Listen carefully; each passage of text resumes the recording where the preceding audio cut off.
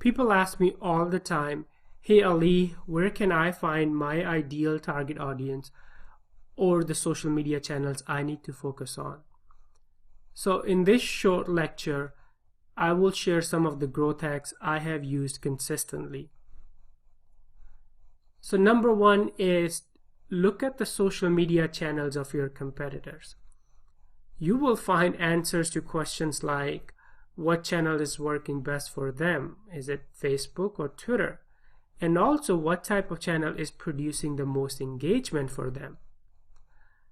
You can get an idea of what type of content do they post the most.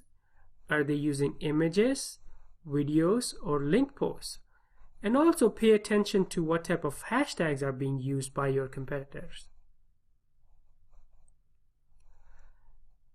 And then number two is go read the blog post comments on your competitors' blogs.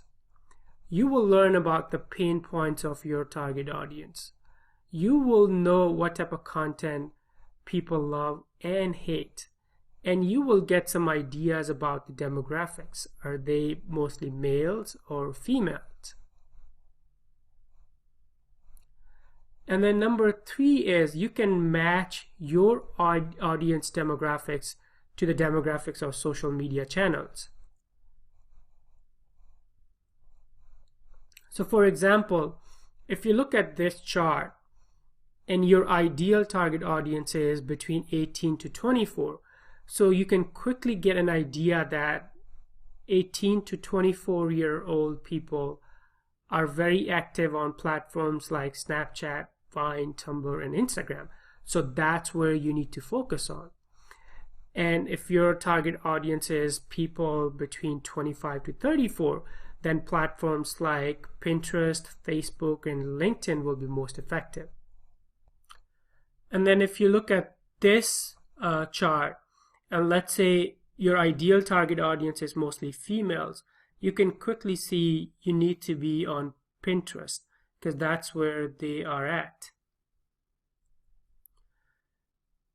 And then here are some of my best practices I would recommend when it comes down to picking up social media channels or identifying the target audience. So number one is focus on 2 channels or at the most 3 channels, especially in the beginning or early days of a startup. And number 2, don't ignore the offline channels. So places like local events or meetups. This is where you can build one-to-one relationships with startup journalists. Always be consistent with your strategy. And then pick up something that you like to do. So for example, if you have to pick between Instagram and Twitter and you're naturally good at taking pictures, then I would strongly recommend you pick Instagram. And then lastly, always be testing.